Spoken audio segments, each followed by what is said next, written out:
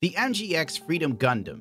To put this in simpler terms, the Freedom Gundam is huge in the Asian market, mainly China. Like for America, it's the Wing Gundam. For Asia, Freedom Gundam from Seed. This kit will be a scarcity in the US because Bandai prioritized the Asian markets for this kit first. The MGEX launched with half the number of units of the PG Unleashed Gundam for the American market. So getting one here can be summed up like this. If you missed out on the first round of the American pre-orders, you probably won't be getting this kit until the summer. Sadly, I'm getting flashes of the Sasabi metal structure with this news. This kit is a bit of a mixed bag for me personally. For it to be part of the Extreme line, nothing here is really extreme other than the price. The metallic plastic is your standard Bandai fare that we have seen for years now. You know, the injection mold plastic with the metallic filings, it doesn't look good. It looks like mustard. In fact, it's even used on the posable hands, making them even weaker than usual. Both of my posable hands for the MGEX Gundam, the pinky fingers broke off, which is a major bummer. You need these hands to hold the beam sabers. Why Bandai didn't have fixed posed beam saber hands is beyond me. Actually, it's not. They're probably cost saving, honestly. That's Bandai as a whole for you. They don't make no sense. The gold runners for the plastic model kits, 2 of them are painted gold, but it's very unimpressive in all honesty.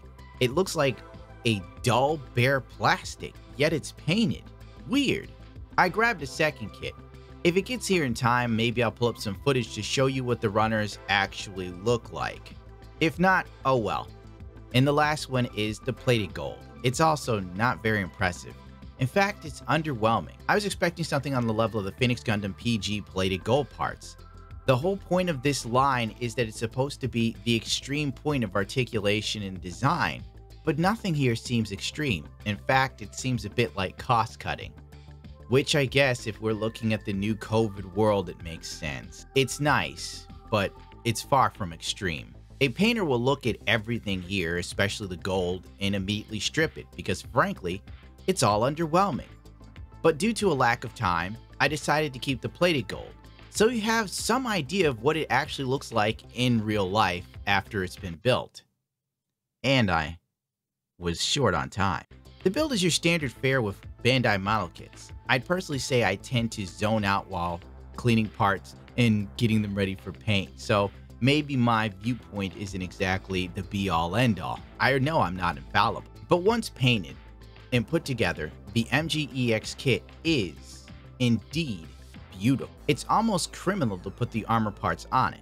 This may be one of the few master grade kits worthy of clear parts, which I'm sure will be on P Bandai at some point soon, along with a wing set and maybe like fin funnel attack part sets, because that's how Bandai is now.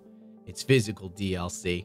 But this inner frame can only be summed up as a mini perfect grade in my opinion. I'm not happy with all the gold paints I used, but despite that, it's still a wonderful inner frame. With so much detail, if you choose, you could really paint one of these to be one of the most elaborate inner frame custom paint schemes ever, while next to a PG Unleashed. The photo etch parts are an oddity from Bandai.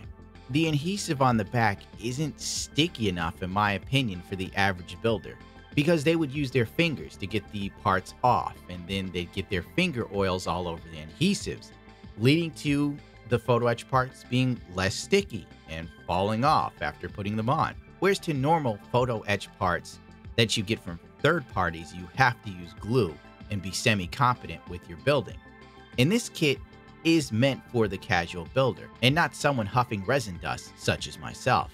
But if you use hobby tweezers and you're somewhat competent, you'll be fine with the photo etch sticky parts. The posability of this kit is pretty good, and it seems to be fairly stable, long as you don't put the wings on it. Bandai has been really hitting it out of the park with these kit designs as of late, because they have amazing posability. I'm not really a pose guy, but I'm sure the market is dominated by people who like to fiddle with their kits after they're done, and not by guys like me who build, paint the kit, and then throw it in a glass display and probably never touch it again except for dusting it. But if you are painting, remember to sand down every joint.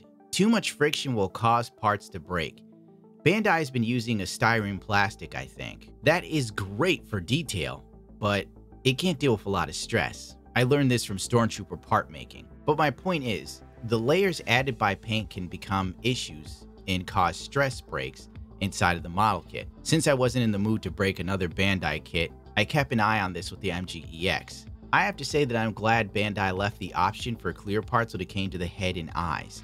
This gives people who like to put LEDs in their kits the freedom to do so with minimal light bleed due to the overall head design. Bravo Bandai. What I also like about the MG-EX is the fact that you build the inner frame first, then add armor parts. I hope this is adopted in all future kits. It lets you really enjoy the inner frame before slapping armor on it. When fully put together, the MG-EX is still a beautiful kit. So much so that I've been won over by the design of the Freedom Gundam here, to which I was once kinda indifferent towards unless it was a third-party kit. And once again, call me crazy, but I feel like the Fortune Meow design of the Freedom Gundam sort of bled off into the Master Grade EX version of the Freedom Gundam. They're very, very similar in some areas. My only complaint about the MG-EX Freedom Gundam's armor is some of the details aren't very deep. So when you try to panel line wash them, it doesn't go very well. So if you're building one and you're going to paint it, I highly recommend rescribing in a lot of the details because they feel a little soft. In order for the MG-EX to truly shine in the way it was intended to shine, or all the PVs or promo videos you've ever seen for it, I feel the inner frame needs to be painted. There is no other way around it. Without paint, the gold molded parts and the lackluster painted parts do a disservice to a brilliant design of a model kit. With many clever features from weapon storage to a wing system, yes, I know I didn't really show that off, but due to the action base supplied by Bandai dropping my kit a couple times, I just sort of gave up fiddling with it, because usually when I break a kit, it's always when I'm filming it for YouTube. And I should switch to the Action Base 4 and see if the adapter works, but I didn't have time. Maybe you'll find out. There isn't too much to complain about with this kit. The weakest point are the gold parts, but sadly, that's the selling point in the feature of this kit, and that's why I keep railing on it. If it wasn't marketed as the gold expression you've never seen before, I probably wouldn't find so much of an issue with it or see it as being as egregious as I do. Personally, I think the kit should cost less. In the US, it retails around $170 to $220. That's a lot of money. I know other builders on YouTube will tell you the kit is great, which it is, but there are perfect grades on the market right now that cost less. I have to look at it through the lens of someone that doesn't have the disposable income for whatever kit they want to mess with. To be realistic, the price may also be due to the global recession. And if you slap on the fact that Japan raised interest rates by 2% about 2 or 3 weeks ago, making the yen jump from around 65 cents to the US dollar to 78 cents currently, expect model kits and other things from Japan to go up, including raising the prices of many things across the world. Japan is what, the second or third biggest market, bank market, something like that. I can't remember off the top of my head. The MG-EX line is in its infancy, and I expect great things to come from it in the future, much like the RG line has made amazing strides in the last 3 years alone. If you have disposable income, keyword, and even a passing interest in the Freedom Gundam, I would recommend the MG-EX Freedom Gundam to you. I'd also recommend painting it, because those mustard yellow plastic parts are an eyesore. It is a brilliant designed kit with a weak point being the gold element, and that is the focus of the kit's entire existence to begin with. If the gold was the caliber I saw in the PG Phoenix Gundam, I wouldn't say a word about it. But on the other hand, maybe the plating process makes plastic even weaker than it is, and moving joints need to be strong. Maybe Bandai is cheap. Maybe any better of a gold would most likely chip and break under any level of stress, which I can say has been the case for my paint job, fiddling with this kit over and over again to take photos and posing. So I shouldn't be too hard on Bandai for this. I have to remember, maybe the average builder likes to mess around with their kit. And that's pretty much my review for the MG-EX Freedom Gundam. It is a beautiful kit once finished, with or without armor. That's gonna do it for me. As a man who gave me my first airbrush said, "Do great things."